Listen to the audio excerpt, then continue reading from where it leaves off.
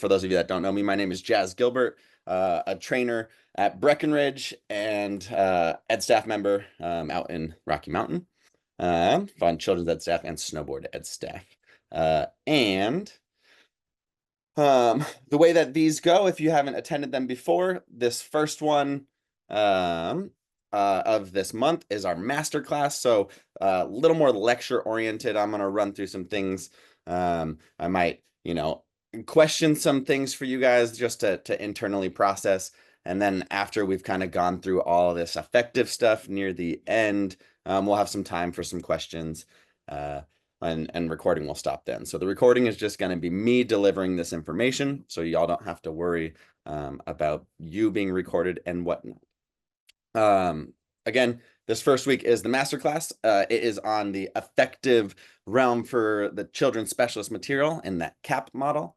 Next week will be clarification. So anything that I confuse y'all with, anything we want to dive deeper with, any specific questions that weren't covered at the end of today, that kind of stuff is done next week. The week after that is practice. The week after that is application. So this whole month is focused around this effective realm. Last month was the cognitive realm. The next month is the psychomotor realm, etc. If you haven't seen that on that Vail Snow Pros link, summer clinics link, that has kind of the whole layout for the summer for children's alpine, adaptive, snowboard, all that stuff. As we kind of briefly just talked about, please do pull up that attendance form. You could submit it at the end. The more we do this, it's easier for Noah and Francis to be able to make sure that, oh, yep, we're spending money on the right things. Enough people are attending. Enough people are getting out of it. Helps me grow when you provide feedback. If there's something that you're like, man, Jazz did terrible with this, let me know. Yep, and that is just some general stuff. And with that being said, we will jump right into it. And as I mentioned, today we're going over some CAP model stuff. What is it? A bunch of us here probably know some things. Some of us might know a lot of things. I know there's some individuals in here that I've trained with before. CAP model, cognitive, affective, psychomotor, right? Cognitive, how our students think and perceive information. For those of you that attended, right? Hopefully you've got a pretty solid grasp on that from the last month. This month focused on that affective realm, how our students react and socialize, how they feel, those type of behaviors. That P stands for psychomotor. That's how our students grow and how they learn to move. So for us today, we're focusing on that affective realm. And why does it matter? What matters about this affective realm? If you see in that upper right corner, we've got our little graphic of our learning connection model, right? And it's student-centered. Right there in the middle is the student. And the reason all of this matters, the reason the C matters, the A matters, the P matters, not just for children, but anyone, is because when we're teaching, things should be centered on what our students are, not what we want for them. So this allows us to understand their perspective, how they process things emotionally, how they feel about things, and we use that information to help shape our lessons, right? The way we deliver information, the way we set up activities, that stuff, it helps us build our relationships for our students. And for those of you that are familiar with our people skills and our teaching skill fundamentals, these, multitude of things that I just put on the screen, they kind of can, the more we kind of cater to this cognitive affective psychomotor piece, will help us establish those people skill fundamentals and those teaching skill fundamentals. Right?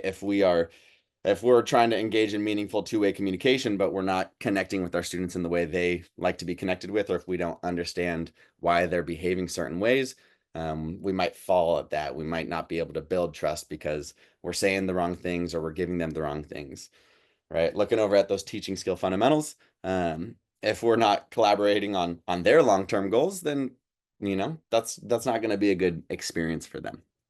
So, ultimately, right, again, we're wanting to figure out, cool, how am I supposed to deliver information to these students? How am I supposed to help set up activities for these students? How do I build these relationships? For us today, right, my goals for you guys, hopefully, are to be able to understand some general self-identity and behavioral development of children.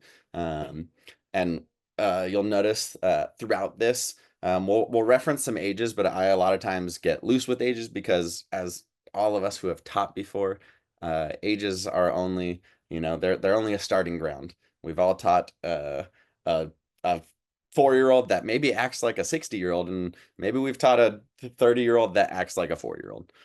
So we know that all the things we go through today, ultimately, they're kind of just a starting ground for us. Secondly, good goal to be able to identify and understand these 4 different models that we utilize in this affective realm, and we'll go through those. So hopefully by the end of this that is clear. And if it's not, we've got time for questions, and hopefully I'll make that clear. And getting started, we're gonna have a little lesson story time, one of my favorite experiences and while I've been teaching. And it starts with a 7-year-old, 7.00-year-old. This was on this individual's 7th birthday, a very young 7-year-old. And we're going up a chairlift. And one of the things I always say, and I don't know, just because I'm a computer video game nerd and I grew up playing Mario, I always love to say, "Here we go." And this 7-year-old looks at me and he's like, "Was that Mario?" And I'm like, "Heck yes, that was Mario. It's a me, a Mario." And he's like, "It's me, Luigi." And from that moment on, we were Mario and Luigi, and we're snowboarding as Mario and Luigi, and we are breaking blocks, and we're getting fire flowers, and we're throwing fire flowers, and we're having a blast, and we're doing a lot of different things as we go adventure all across Breckenridge, just being goofballs and using our imagination. For those of you that attended last month, you're familiar with that imagination realm, hopefully, for this age. And we're having a blast and we're doing a lot of cool things. And then the next day, we have a 1 second. The next day, we get a 13-year-old joining our lesson. I've got the 7-year-old again. And we get this 13-year-old joining the lesson. And this 13-year-old could not be bothered. This isn't actually him. This is just a random picture I stole from the internet.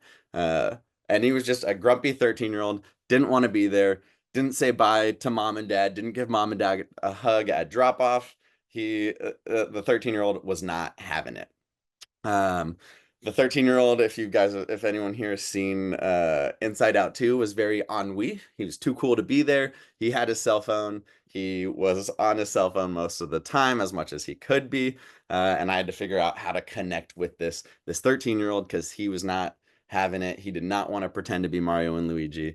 And so there were a bunch of things I had to do to cater to him, involving, taking some footy for him because the 13-year-old wanted to do cool things on a snowboard. So we made sure to take a bunch of footage. And ultimately, both students were able to have, as ideal of an experience as possible, but it was tailored entirely differently to the two of them. Cognitively, the way the information was delivered and the way we behaved, as well as their affective needs. And so we're going to revisit this story at the end and see if we can identify some of these models that we go through here over this next 45 minutes or so, and see if we can find some reasons I maybe did some of the things I did as it relates to these affective models. So for those of you that are familiar, you'll recognize these models, and if you're not familiar, great. These 4 models that we live with in our affective realm, in this emotional realm, and our stages of moral development. Kohlberg is the guy. If you don't remember that name, that's not a problem. So we've got Kohlberg stages of moral development. We've got Maslow's needs. If you haven't been following the new Teaching Children Snow Sports manual or reading that, you might be thinking there's some letters missing. We've kind of modified Maslow's hierarchy of needs to just be Maslow's needs, and we'll get into that when we get to those slides. Some motivations, and then some emotional intelligence. So those are the 4 models that we live in. when we're looking at this affective world predominantly as it pertains to children in the snow sports.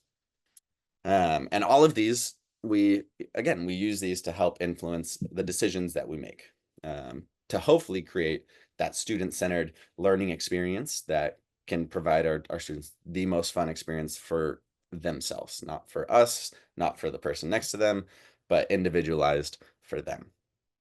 So with that, we'll jump into Kohlberg stages of moral development. But before that, it's kind of nice to understand how children kind of develop their self-identity. So as we age, different things happen in our life, and that kind of shapes some of the behaviors that we um, exhibit over time.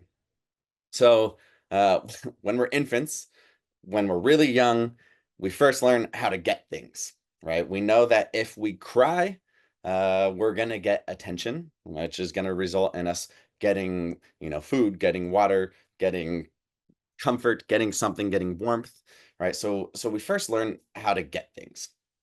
Then, as we age a little bit and we become toddlers, we start to recognize that we're distinct.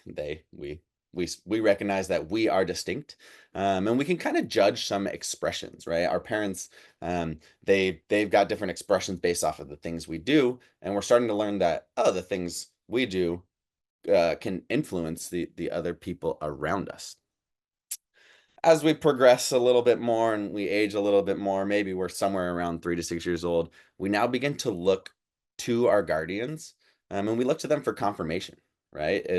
What I did it get laughs? Did it scare someone? Did it make them mad? Right? So we're starting to realize that, the things I do influence these authority figures that are around me. And that kind of is starting to shape, who I am a little bit. As we age some more, we kind of learn, heck, those authoritative figures that we always look to, for confirmation, for the right and wrong, for the things that we should or shouldn't do, those figures, they might not always be right. And so that's starting to tell us some more. We're starting to learn that, maybe there's a little bit more than these things that we've been told, these things that we do for these people that have always influenced us.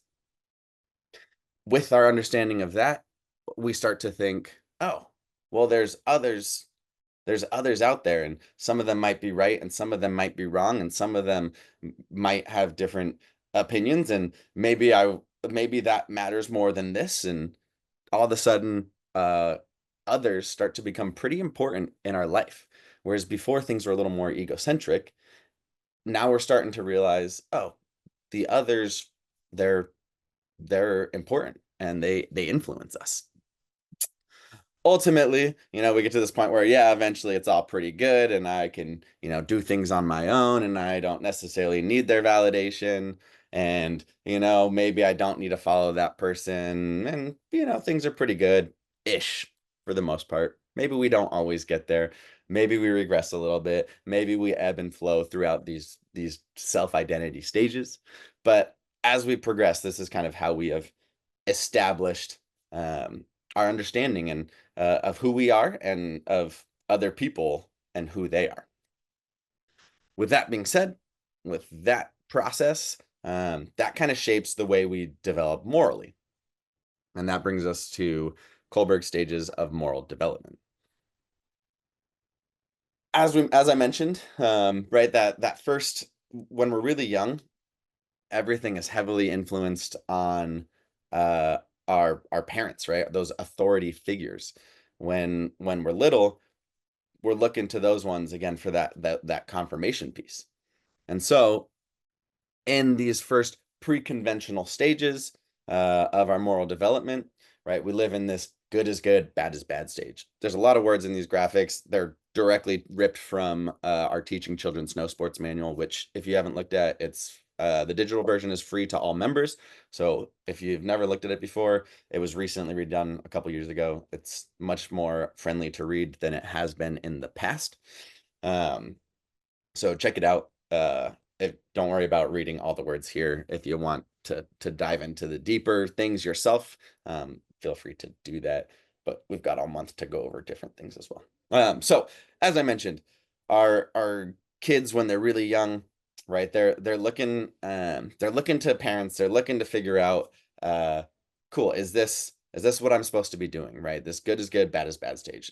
Life is kind of not so much dependent, but life kind of revolves around doing things to not get punished, right? I know that if I do something that I'm not supposed to do, I get in trouble, and I don't want to get in trouble because then I don't get my toy or I don't get, whatever it might be. I was about to say I don't get fed, and that would be terrifying. I hope no one here had a lack of food as punishment. Um, but as we do things, right, there's usually a right and a wrong to them, and we kind of learn that, I need to listen to these figures because they're the ones who are in charge of that. As I mentioned, we age a little bit and we kind of realize, oh, there's more to it. And then we kind of enter the stage of, well, I don't want to be punished, so what do I get out of this? Right. And many of us have experienced this in lessons where we offer up to do something, and we get the why back maybe, or the I don't want to do that. Right. This is where fairness might be an interesting piece because we might be doing this for student A, but student B doesn't see how it benefits them. So they say, how's that fair? I don't want to do this. So they've learned that, maybe they still need to follow those rules, but they're starting to recognize that there's more to it. Um, I'm the important one here, right? That egocentric piece that I kind of briefly mentioned, right? Where we exist as that thing that needs to be catered to. Uh, that kind of influences what is happening here. So, as you can see in the middle there, I'm tired might be a great reason for us to just plop down in the middle of a run, not recognizing that there's other things going on, or maybe the other people in the group aren't tired, but I am, and I need rest. And so that's where it comes down to what's in it for me. So as our students age, right, we talked about the fact that, they start to learn maybe that there's some authority figures that might not always be right, right? That our parents might say the wrong thing. That maybe, parent one says something different than parent two. Uh, or maybe we know that, if I go to parent one, I'm going to get the answer that I can't. But if I go to parent two, I get the answer that I can.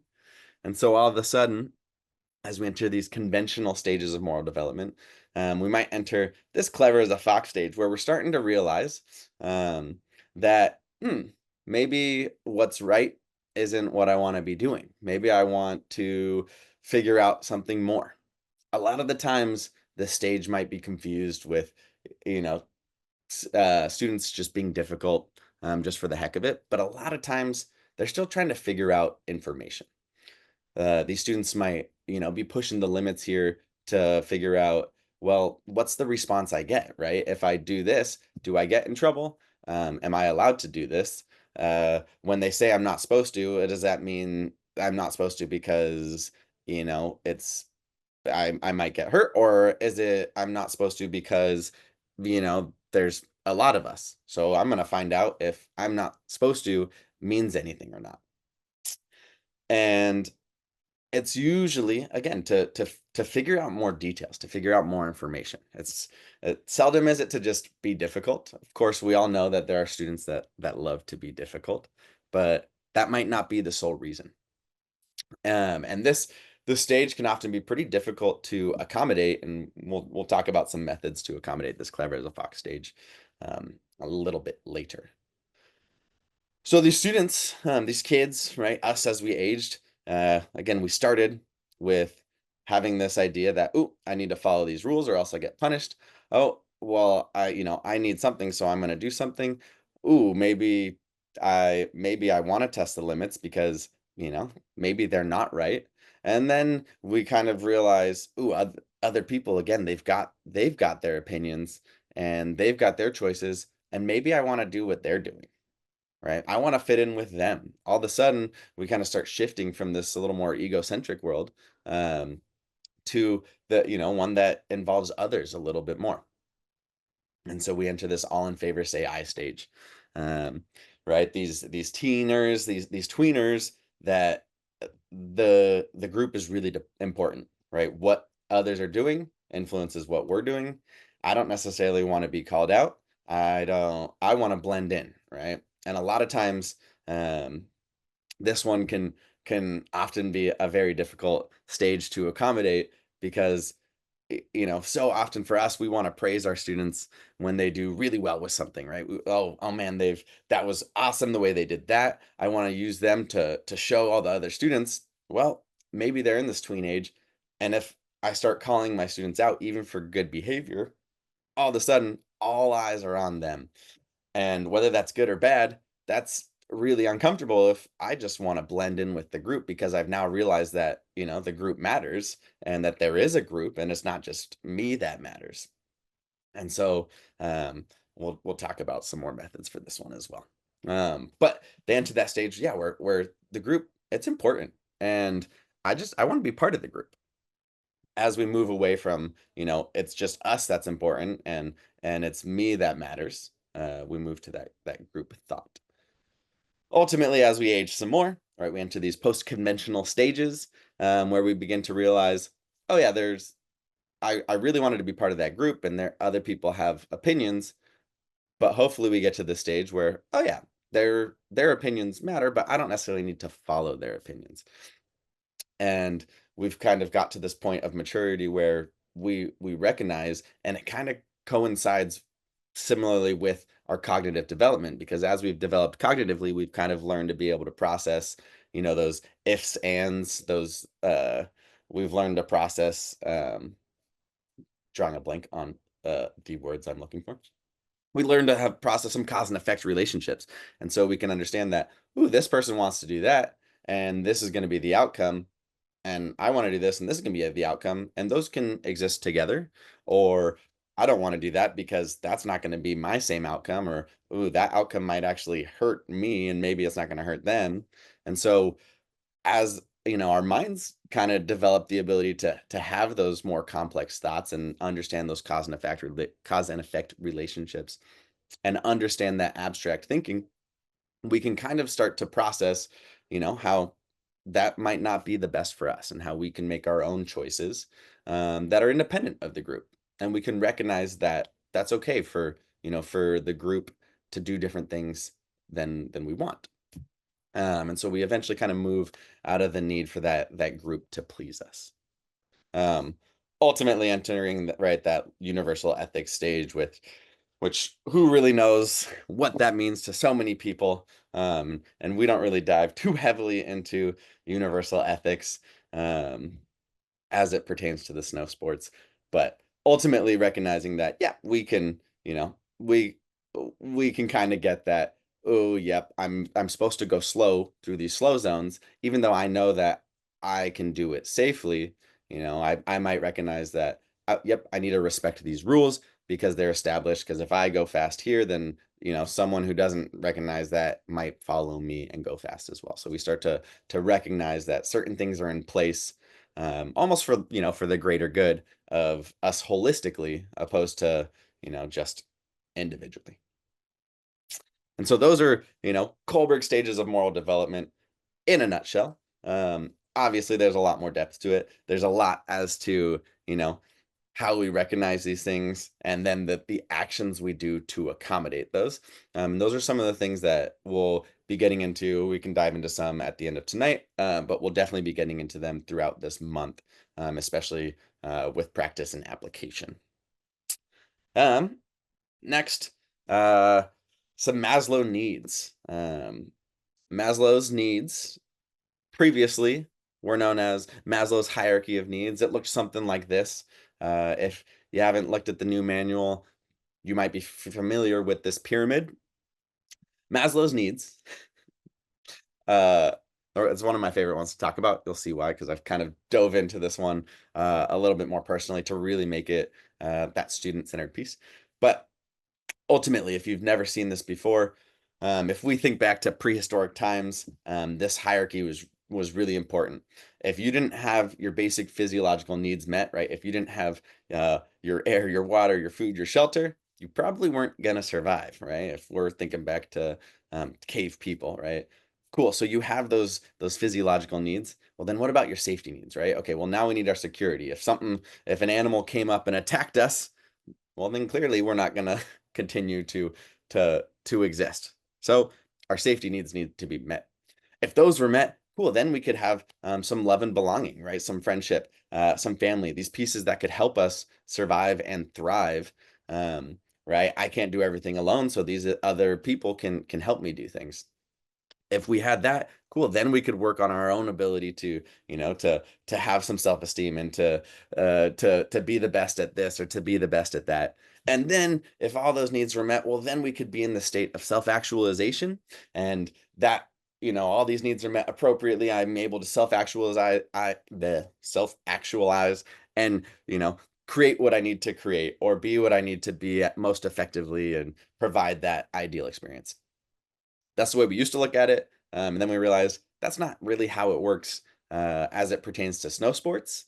So we've kind of gone away from thinking about this as a hierarchy, and we started to move towards just addressing these as 4 separate needs. And so this graphic is in the new Teaching Children Snow Sports Manual. And it's just Maslow needs, right? We've got these 4 different needs: self-esteem, acceptance and belonging, physiological needs, safety and security needs. And if those are met appropriately, then that can create the ideal learning environment, a great lesson experience. That is, the ability for someone to self-actualize. If they're in that state of being able to self-actualize, they can, learn to the highest potential.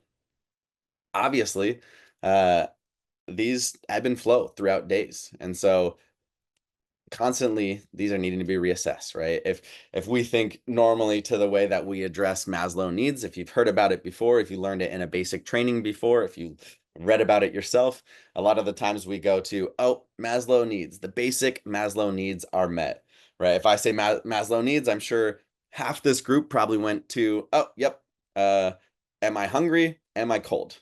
And those are some of the 2 standard Maslow needs that we think about, which can be applicable. A lot of times we get people coming in that skipped breakfast, or maybe it's their first time in a snowy environment and they didn't bring the right clothes, and so maybe those are the most critical for that individual.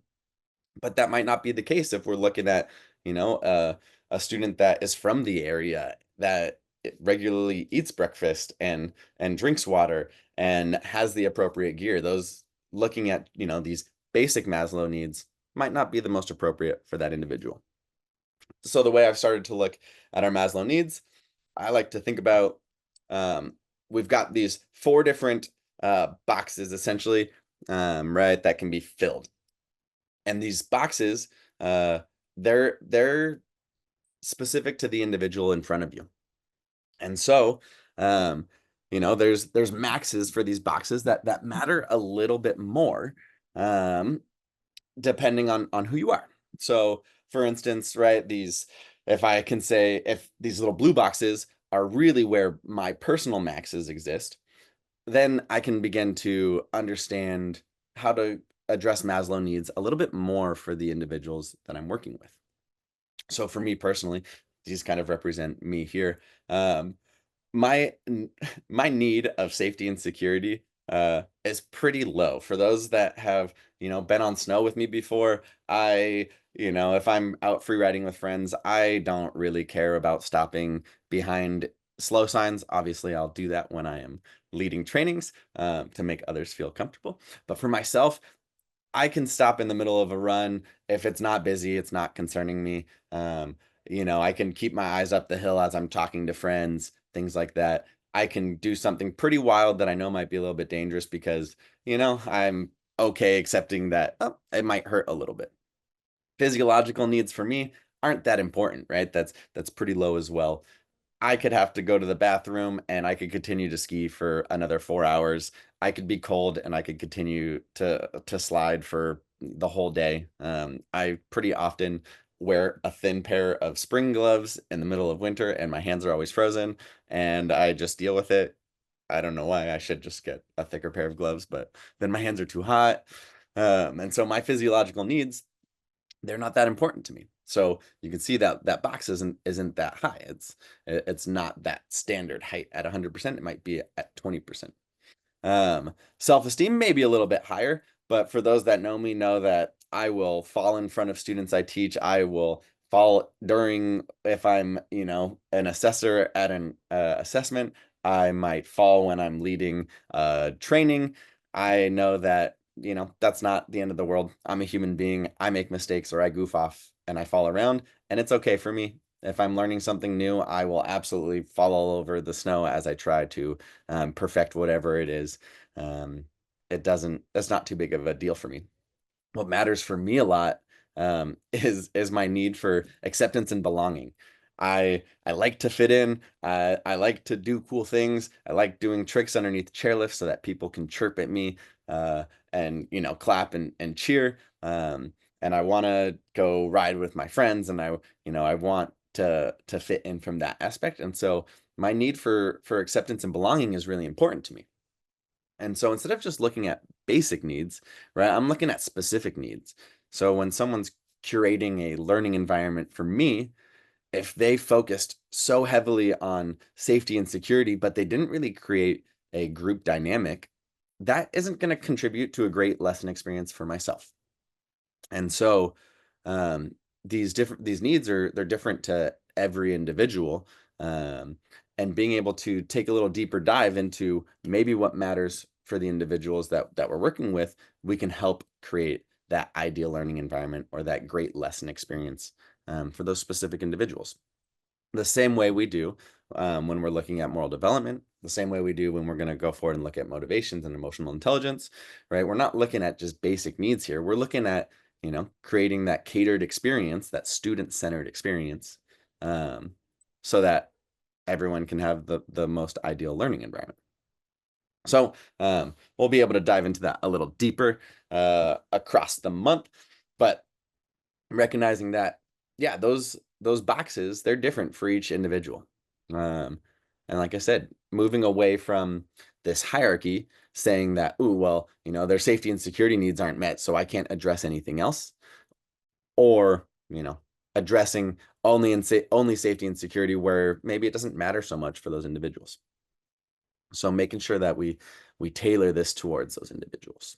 And that's a little deeper look at Maslow's needs, and how it's a little more specific to the individual in front of us. Uh, Moving on from Maslow needs. And again, if you guys have any questions, feel free to throw them in the chat. I can address those if what I'm saying doesn't make sense, or we can also address them at the end. Once I stop recording, we'll be able to resume. We can converse instead of having to type. So do think them, write them down, whatever you need. Moving on to motivations, right? Our students, they're motivated. They can be intrinsically motivated. They can be extrinsically motivated. They could be somewhere in between, right? Intrinsic motivations, something coming from within. Extrinsic motivations coming from without. It's interesting, coming from the outside, right? So intrinsic motivations, typical things. If someone's passionate about something, if someone's interested in something, if they're getting enjoyment out of something, if they're having fun with something, right? Those are intrinsic motivations. I ski because it's fun. I ski because I get enjoyment out of it. I ski because I'm interested in it, right? Those things that it's that internal piece, and I'm doing it not, if I removed everything else, I would still want to go ski and snowboard. And that might not be the case. It might be a variable case. Extrinsic motivations, usually some type of reward. I'm getting something out of what I'm doing, right? Maybe it's money, maybe it's praise. I'm getting awards, maybe I'm getting punishment, right? If there's some extrinsic, or I might be punished if I don't do something. Um, those that extrinsic motivation, we wouldn't want to be doing this activity if something else didn't exist, right? So if I am skiing because, if I want to go ski because I'm going to make, I'm going to get candy. Well, if we remove the candy, does that individual still want to go skiing or snowboarding? If not, then it's really, an extrinsic motivation that's driving them to want to continue to ski or snowboard. If they're doing it because, they don't want to disappoint their parents, and their parents really want them to, right? Well, if we removed the potential for parental disappointment, then if they didn't want to do it, right, purely an extrinsic motivation. Obviously, we could have something in between, right? There are plenty of times where maybe we have an individual that, is sliding because they want to keep up with a sibling, right? Well, you know, if we remove the sibling, do they still want to ski? There's a possibility that, yeah, they still enjoy it and they still have fun, right? So there's still some intrinsic motivation, but there's also extrinsic motivation from, the praise, or the sibling that, or the parent that wants them to, or that they want to do it with. So there is a little in between ground, and that's entirely fine to address and to recognize that, oh yeah, there's a little bit of both here. All right. Ultimately, again, going back to that student-centered model, if I am trying to push someone to, learn a cool new trick, and they have zero desire to learn a cool new trick, right? They just want to keep up with their parents. Well, then that might not be the best motivator for that individual. All right, we want to make sure that the motivators that we're utilizing in our lessons, are specific to the individuals that we're catering to. And so, figuring out the why someone wants to do something, can be a critical component of making sure that we're giving them the best experience that we can. Again, recognizing that it could be purely intrinsic, it could be purely extrinsic, or it could be somewhere in between, right? And being able to address, those in their entirety, will create that student-centered experience that will give them the best possible learning environment. Moving on from motivations, we've got emotional intelligence. This is something that we added into the newer manual. It didn't really exist in the old manual so much. And it can be kind of confusing at times. I love this graphic. It came from Harvard University, and this is the way that I like to address emotional intelligence. Very much, there's kind of four core pieces to emotional intelligence.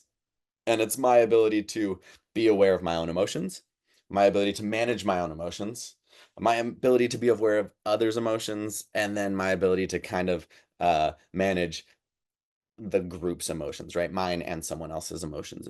And those are like the four pieces of emotional intelligence that are pretty critical, to be aware of. And there's different ways that we recognize this in students, and there's different things that this influences.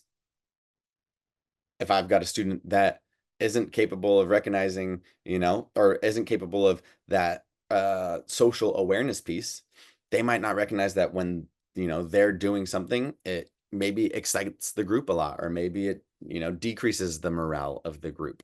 But we all have a friend probably that we know we love to have around because they can get us hyped up, or they can get us excited. They can make us feel good, regardless of the mood we're in, right? And that could be because their ability to have that relationship management piece is pretty dang high.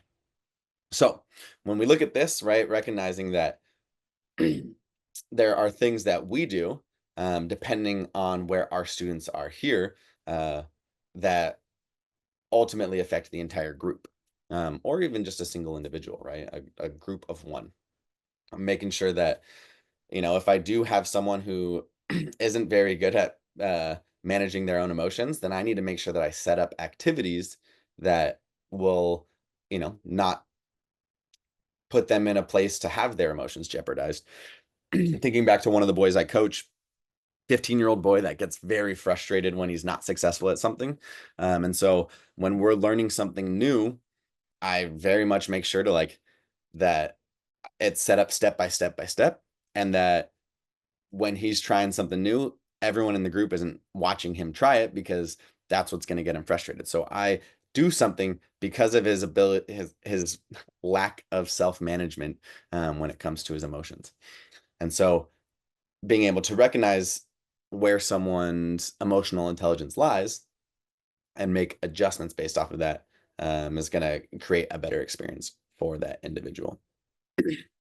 Now, emotional intelligence, like loosely, if we look at it, right, we kind of talked about how students when they're younger, a little more egocentric, and then they, ultimately become a little bit more aware of others, right? We can make generalizations and, understanding that, yep, generally someone is probably gonna become self-aware before they can manage their emotions, and then they'll probably become aware of others before they can manage others, uh, is a general trend that kind of goes along with that development of self-identity piece that we talked about earlier, but not always the case. There's no absolute uh yes, no, it has to go in this order kind of thing. There are some people who are phenomenal at, being aware of their own emotions, being aware of the emotions of others, managing the emotions of others, but maybe they're not the best at managing their own emotions. I'm sure we all have friends that can manage the group emotions, but maybe not their own. So recognizing that, yep, there's maybe some generalized trends to our students as they age, but not no set in stone. Yep, once they are 6 years old, this is, they are capable of this, and when they are 9, they are capable of this.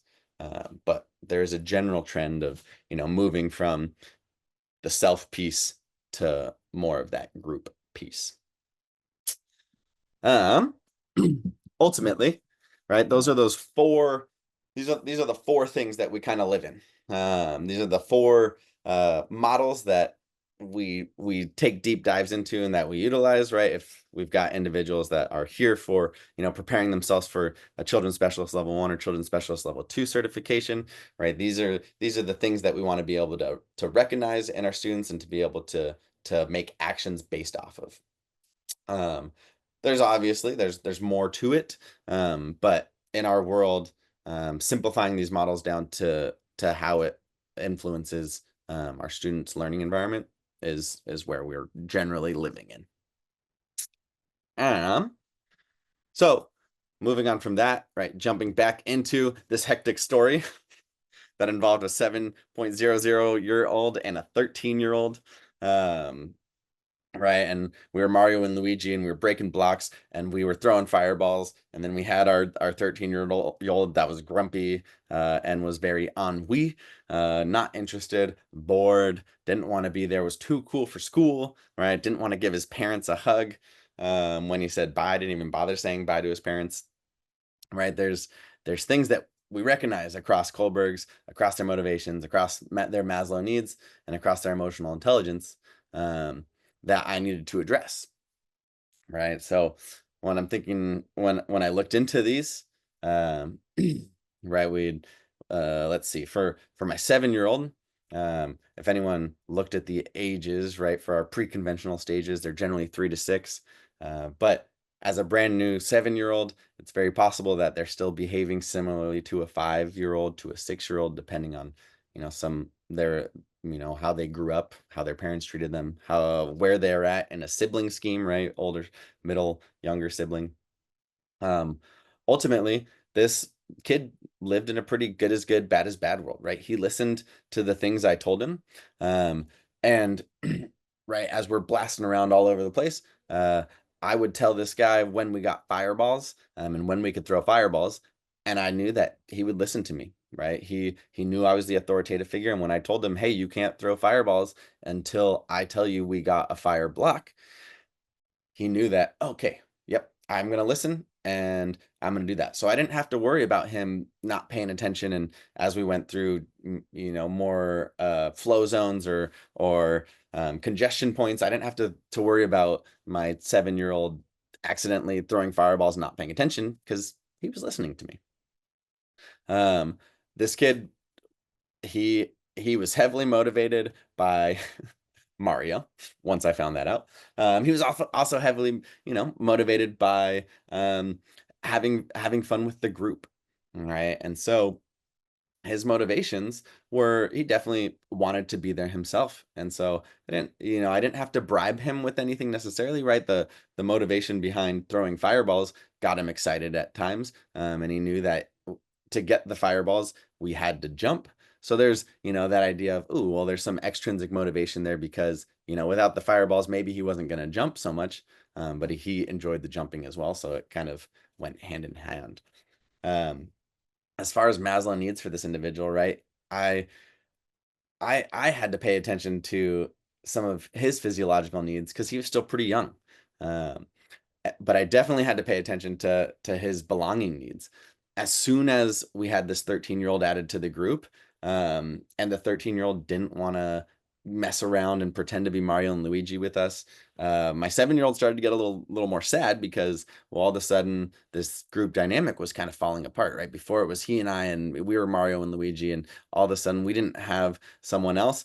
And so I was able to convince him that, Waluigi was a little grumpy, and that's just part of who he was. And then he realized, oh, okay, well, that is, yeah, there's the bad guys. Not that I made a 13-year-old a bad guy for a 7-year-old, but whatever, they're never going to see each other again. But right, all of a sudden I was able to still create that group environment even though I had someone who maybe didn't want to participate.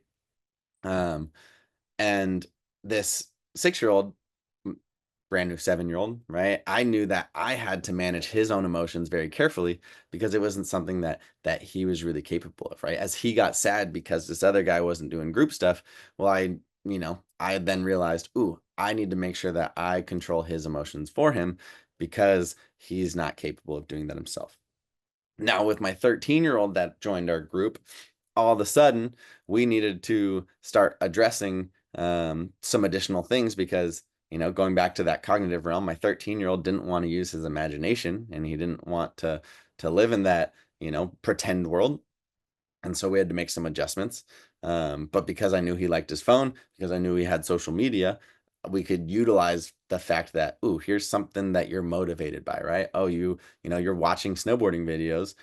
So let's, create your own snowboarding video. And I'm gonna do that by you waiting behind, give me the opportunity to get a little bit ahead, and then I can, do this, or I can follow you at different times, and getting him to realize that, cool, yep, you're gonna do the same thing, but you don't got to pretend. Because when we go jump off of the roller, or when we go jump off of a side hit, you could still do that. I'm gonna get it on video, um, to meet your own specific needs with this kid. And giving him some space, right? Also allowed him to maybe push the limits a little bit, right? Since he didn't want to hug his mom and dad and he didn't want to say bye, I was like, okay, well, maybe this kid, he likes pushing the boundaries. So how can I set up some opportunities for him to start pushing boundaries, right? Could I let him think he's getting away with different things throughout this lesson? And could I, have him think that this is, that he's pushing those boundaries. So we'd set up, different things where I knew there was maybe safe trees for him to jump into that I was fine with, but maybe he thought he shouldn't be doing, because maybe I didn't allow the 7-year-old. So different things like that. Ultimately, right, that 13-year-old, he didn't really have the ability to manage the group's emotions, right? He didn't really recognize that his actions were influencing the behaviors of my 7-year-old. So I had to address that for him, right? I had to get him to realize that, like, hey, just like his little brother, um, or his friends that might be younger, like they've got different needs. And so, being able to get him to recognize that he is influencing someone else, and um, finding ways for that to slide in. Uh, Ultimately, this kid's Maslow needs, right? Like, were heavily esteem related. If my 13-year-old fell in front of my 7-year-old, he would get frustrated, or if he fell on camera, he would get frustrated. So I made sure to manage his self-esteem needs, um, because that was a big deal to him. He didn't want to be falling in front of someone younger than him. He didn't want to be falling on the socials. So I needed to manage his self-esteem needs a little more intensely than my 7-year-old, who he never cared if he fell, right? It was part of the fun. Occasionally Mario gets hit by a Goomba and it's not a big deal. Um, and so these different pieces that, because I was aware of these different models, I'm able to address them throughout this learning environment for these individuals, right? And cater to different needs for both of them, to help create ideal learning environments within that lesson experience. Um, Ultimately, yeah, maybe it wasn't perfect, and maybe we don't hit everything all at once, right? But our goal is to try and cater to our students as much as we can, again, to create that ideal learning environment. Just like the cognitive realm, we got to figure out, cool, how do I deliver the information that they can handle? Now we're looking at, cool, well, how do I, create these experiences? How do I, deliver information that they can process emotionally a little bit better? So that's, taking a little dive into how those different models were applied to these individuals. And some little final comments in regards to most of these models. And I kind of mentioned this before, right? Ages, they're great starting grounds, but these ages aren't necessarily absolute, right? My 7-year-old typically didn't follow into that pre-conventional stage. That's 3 to 6 years old, but he was brand new to 7, right? Again, depending on how someone might have grown up or something of that sort, can influence, where they're at. If anyone here lives in the adaptive world, right, we know that depending on different cognitive disabilities, that could influence, a child's actual age versus their cognitive age, right? And that can play a difference in the way that we deliver that information. Nothing here is rigid, right? Like, can be difficult for other engineers that are like me, right? Like, I usually like black and white things. Uh, in this world, everything kind of ebbs and flows. These models where students lie can change, not only day to day, but run to run. It can change because something that someone in the group says, right? If someone's not very good at managing uh, the group's emotions, all of a sudden maybe someone might regress in a stage of moral development, right? We've all seen, if anyone here teaches adults, right? If you get a bunch of 19-year-old dudes together, all of a sudden they might start behaving very clever as a fox, right? There's the possibility that they're gonna start getting a little wild. That, maybe if it was just one of them, we might not have expected that. So different actions in the group, different ways we set things up, can influence other models. And that can go from an affective side to a cognitive side. It can, affect them in the psychomotor realm, whatever it might be. If a Maslow need isn't met appropriately, right? If we take someone who is, their safety and security needs are really high, and we put them in an environment that isn't very safe and secure, well, then maybe, they're gonna regress from a listen to their consciousness stage to a good is good, bad is bad stage, or maybe they regress on a cognitive stage. Maybe they regress back to a pre-operational stage instead of a formal operational stage. Um, so recognizing that, if a need isn't met appropriately, it can influence where our students exist elsewhere, right? If we don't meet their motivations, then, all of a sudden maybe they're not in a listen to their consciousness stage. Maybe they enter a different stage. Ultimately, these are all tools, right? So if anyone here comes from the education world, right, maybe they talked about this when in the cognitive stage, right? Some of the tools that we utilize, maybe, they're not the best, but they're all tools to help us provide a better experience. So being able to recognize that these are tools, that sometimes we maybe don't need to use all of them. Sometimes we, maybe prioritize one over the other. Sometimes we recognize that there might be a gray area that a student exists in. And the more tools we have to provide that ideal learning environment, the better set up we are. Um, uh, Personally, what really made like diving into a lot of these models helpful for me was being able to recognize and identify where I lie in most of these models. And looking at, cool, if I'm learning something new in the terrain park, where am I in my stages of moral development, right? Where am I? Where do my Maslow needs fall when I'm learning something new in the terrain park? What are my motivations? Where might I be with my emotional intelligence? Maybe it's asking friends to help them recognize that, right? When after training individuals regularly, right? Sometimes I've got some trainees that I can sit there and be like, you are not doing a very good job at managing your own emotions right now, and I know you generally are. So what is going on, right? And I can recognize, oh, you're terrified, or oh, your motivations today might not really be there, right? You might not be very intrinsically motivated today, whereas you normally are. And so being able to recognize or have friends help you recognize where you exist in these models will kind of give some more ownership to being able to identify these in students. Again, recognizing that where we exist in these models are different day to day, are different task to task, are different, condition to condition, right? The 5S, 5Ts and an S, 6Ts, whatever those are now, right? Like as those vary, those can put us into different stages as well. So being able to recognize where we lie in these models can be a really strong tool to help us be able to address these among our students. Again, to be able to identify and to be able to address, that's the ultimate goal. Across this month, right, we'll have opportunities to work on identifying these and different pieces of how we identify these and how we address when someone lies in these different stages.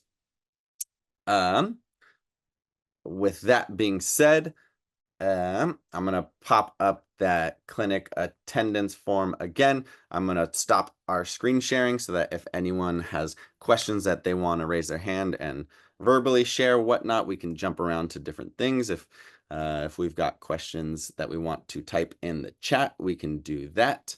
But there's that clinic attendance form that hopefully everyone fills out.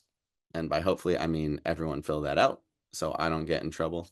And I'm gonna stop the recording if I find where that button is.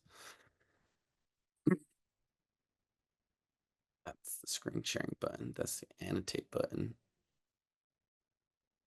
Let me stop sharing for a second because then maybe it pops up. Oh, there it is. Okay. Stop